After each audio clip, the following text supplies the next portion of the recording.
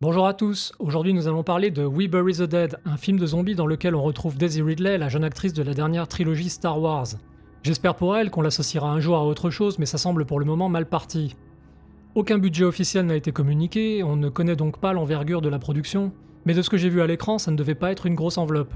Mais peu importe. L'histoire a prouvé qu'on pouvait faire des films de morts-vivants très réussis avec des queues de cerises, et je me faisais une joie d'en voir un nouveau représentant, après le très expérimental 28 ans plus tard, dont les incohérences et le délire évolutionniste ne m'ont pas du tout convaincu. Bien sûr que non, on n'est pas déçu.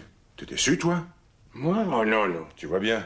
Eh bien je peux vous dire que l'année commence plutôt mal, car We Bury the Dead ne tient aucunement les promesses de sa bande-annonce plutôt dynamique, et encore moins celle de son visuel qui promettait une ambiance crépusculaire façon Walking Dead première période.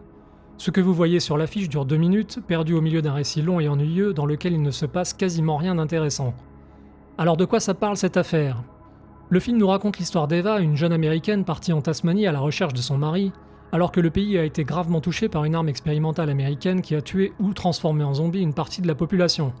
Elle s'engagera dans une unité de récupération des corps en espérant joindre le sud de l'île, une zone encore interdite d'accès où séjournait son conjoint.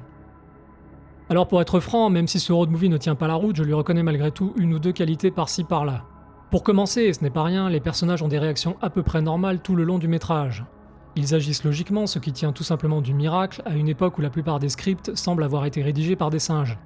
Vous ne verrez par exemple aucun personnage courir avec un petit coton de mercurochrome au devant de cadavres ambulants en putréfaction pour leur demander « Est-ce que vous allez bien monsieur ?» C'est toujours ça de prix. Le réalisateur réussira aussi à installer une ambiance menaçante en début de métrage alors que l'armée instruit les volontaires sur les tâches à effectuer et qu'Eva explore les maisons à la recherche de cadavres avec son collègue Clay. Le briefing est réalisé dans une ambiance glaçante, presque clinique, et l'exploration des maisons donne lieu à des séquences lourdes et chargées de suspense, dépourvues de toute dramatisation excessive. Dernier point positif, le film nous propose une atmosphère vaguement exotique avec ses grandes étendues désolées et ses routes côtières typiques de l'Australie occidentale. Bon, c'est un peu anecdotique, je sais, mais on s'en rappelle après la projection, d'autant que le film est finalement assez contemplatif.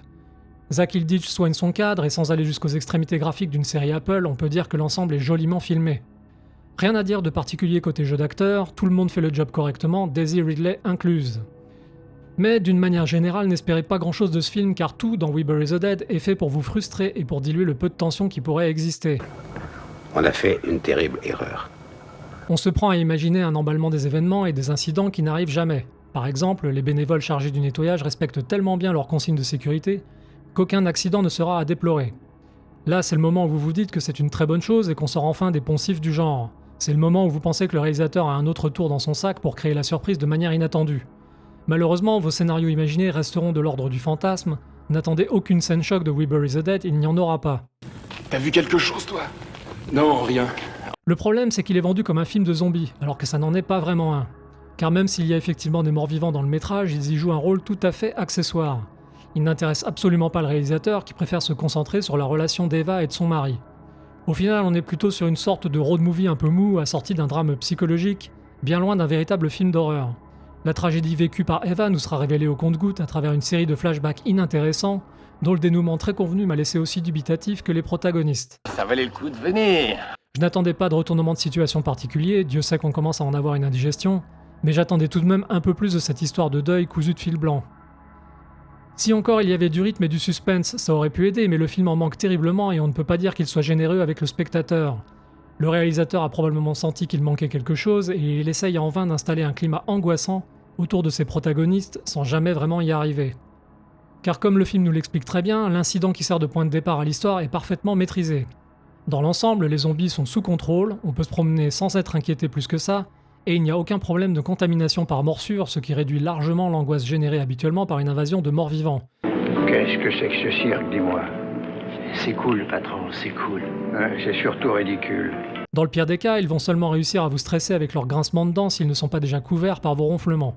Aussi, en jouant la carte de la catastrophe sanitaire plutôt que celle du fléau divin, Zach Hilditch donne un ancrage réaliste à l'histoire, et certains trouveront ça bienvenu, mais on perd au passage ce malaise lié au surnaturel si typique des films de morts-vivants. Oh merde. Finalement, pour tenter d'injecter un peu de suspense artificiel dans ce récit complètement plat, on nous explique que plus le temps passe, plus les zombies deviennent agressifs. Un bel exemple de publicité mensongère, car cette promesse ne sera jamais vraiment tenue, hormis dans la brève séquence évoquée par l'affiche du film. D'ailleurs, le script se contredira lui-même avec une très lourdingue scène finale qui tendrait à prouver l'inverse, en plus de venir lorgner honteusement du côté de 28 ans plus tard. Et si George Romero nous avait habitués aux zombies très lents, We Bury the Dead nous propose des zombies presque toujours immobiles qui restent plantés à vous regarder en se détruisant les dents. Là où les zombies de Romero critiquaient la société de consommation en rôdant dans un supermarché, on pourrait voir dans We Bury the Dead une métaphore du bobo contemporain qui attend son Uber Eats même après la mort. Mais plus sérieusement, j'y vois un vrai manque d'intérêt du réalisateur pour ces créatures qui sont largement sous-utilisées au cours du film. Tout cela n'est pas très réjouissant. C'est fantastique. Et ce n'est pas la rencontre entre nos deux héros et un militaire au comportement suspect qui risque de vous faire sortir de votre torpeur. Cette séquence a déjà été faite en beaucoup mieux auparavant dans d'innombrables films et séries, comme 28 jours plus tard, Diary of the Dead, et j'en passe. Tout au mieux, je reconnaîtrais à Zack Hilditch le bon goût de ne pas recourir aux jumpscares et aux clichés habituels à tout bout de champ, même si on finit par le regretter au bout d'un moment tellement on s'ennuie. Enfin, pour terminer, parce qu'un malheur n'arrive jamais seul, les protagonistes n'évoluent pas vraiment, ou en tout cas, ils connaissent une évolution expéditive et maladroite sur la fin. C'est la petite crotte de nez woke qu'on vous envoie juste avant la conclusion de l'histoire pour cocher une case de l'agenda idéologique. Pourquoi? Au départ, lorsqu'il trie les corps, Eva est timorée et Clay est un gros dur. Il se moquera même de son masque en papier qu'il qualifiera d'inutile. Bien entendu, à la fin, sans raison, la situation est inversée. Eva est devenue une grosse dure qui tue des zombies à coups de bouteille, et Clay est presque un petit animal effrayé qui vomit en déplaçant les corps. C'est complètement gratuit, je n'invente rien. En conclusion, We Bury the Dead est une véritable arnaque, encore une, que je vous recommande d'éviter comme la peste, sauf si vous avez 1h30 à perdre. Non seulement son histoire de zombie est d'une platitude déconcertante, mais en plus le versant dramatique du récit n'a à peu près aucun intérêt même si le titre du film, à double sens, est évidemment à prendre au propre comme au figuré. Tout cela est profondément soporifique quand ça n'a pas déjà été fait en mieux. Je ne vous en dis pas plus et je laisse aux plus courageux et acharnés d'entre vous la joie de savourer ce ratage jusqu'à son final particulièrement idiot. Encore un film de zombies qui ne restera pas dans les annales. Voilà, c'est bien dommage, mais ça sera tout pour aujourd'hui et je vous dis à bientôt pour une nouvelle critique. J'aimerais tellement m'abonner à Cinéblast. Ouais, abonne-toi. C'est super.